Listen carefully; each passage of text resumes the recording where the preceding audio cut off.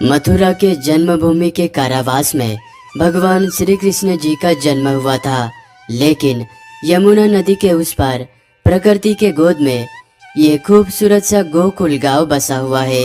इसी गांव में भगवान श्री कृष्ण जी बचपन में मैया यशोदा और नंद बाबा के साथ में रहा करते थे और इसी गोकुल के कुंज गलियों में भगवान श्री कृष्ण जी बचपन में अपने सखाओं के साथ खेलते कूदते हुए यहीं पर उनका लालन पालन हुआ था। गोकुल के इसी पवित्र भूमि पर भगवान श्री कृष्ण जी का 5250 वर्ष पुराना घर आपको आज भी देखने को मिलता है। इसी गोकुल में भगवान श्री कृष्ण जी गैया चराया करते थे और यहीं पर अपने सखाओं के साथ में रेत में खेला करते थे और ये वही जगह है। इसी जगह पर नन्हे से बाल कृष्ण जी ने यशोदा मैया को संपूर्ण ब्रह्मांड के दर्शन कराए थे। ब्रजभूमि की इस यात्रा में हम आपको भगवान श्री कृष्ण जी के लीलाओं से जुड़े हुए इस संपूर्ण गोकुल में स्थित सभी स्थान का दर्शन कराने वाले हैं।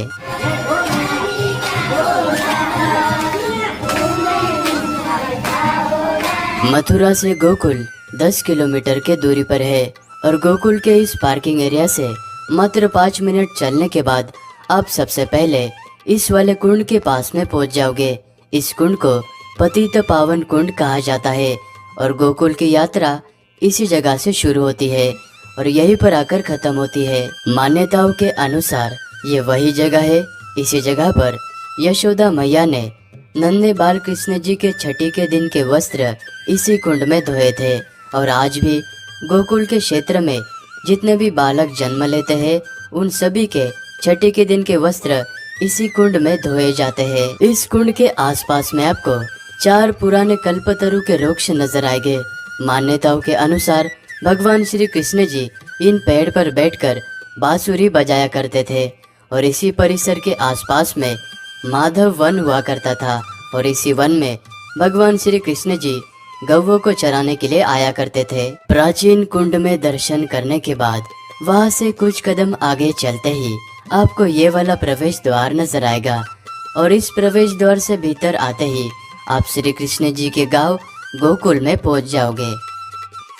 गोकुल के इन पवित्र गलियों से चलते हुए आप मात्र 10 से 5 मिनट में इस नंद चौक में पहुंच जाओगे और यहाँ पर आपको ये प्राचीन श्री नंदालय महानंद भवन नजर आएगा। माना जाता है कि ये वही जगह है। इसी जगह पर बलदेव जी और योग माया का जन्म हुआ था। यहाँ पर दर्शन करने के बाद आप फिर से गोकुल की गलियों में आ जाते हो।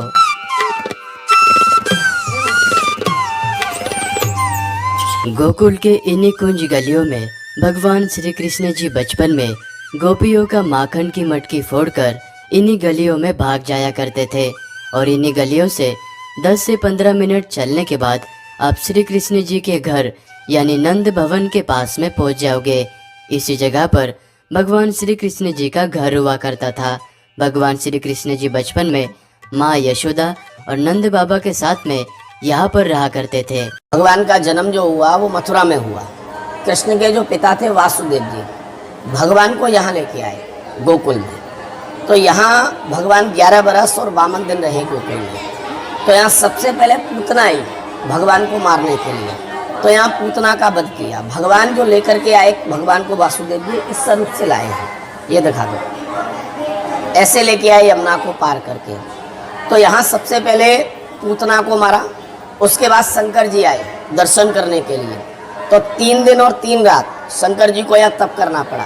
उसके बाद में यशोदा माता ने यहाँ भगवान को दर्शन कराया। 6 राक्षसों का यहाँ वध किया, अकासुर, बकासुर, तृणावत, अघासुर, कागासुर और धिनकासुर।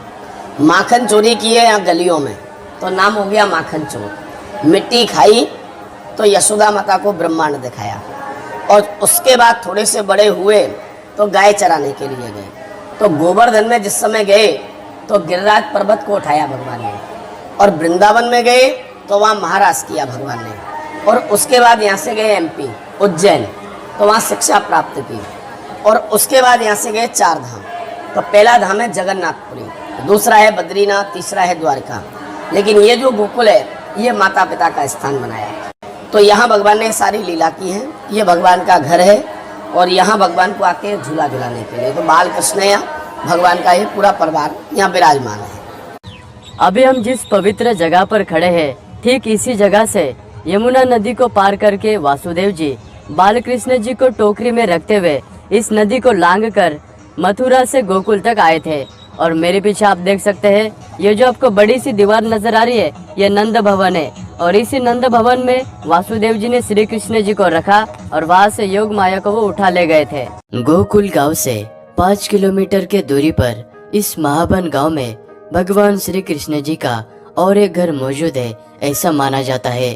और इस जगह को 84 खंबा कहा जाता है और इस पूरे गांव को पुराने गोकुल का हिस्सा माना जाता है। मंदिर के भीतर प्रवेश करते ही आपको ये अति प्राचीन 84 खंबे नजर आएंगे। माना जाता है कि इसी जगह पर भगवान श्री कृष्ण जी का 1.25 मन सोने का झूला हुआ करता था। और इस मंदिर के गर्भगृह में नंद बाबा, यशोदा मैया और बलराम जी विराजमान है और भगवान श्री कृष्ण जी बाल रूप में झूले में विराजमान है।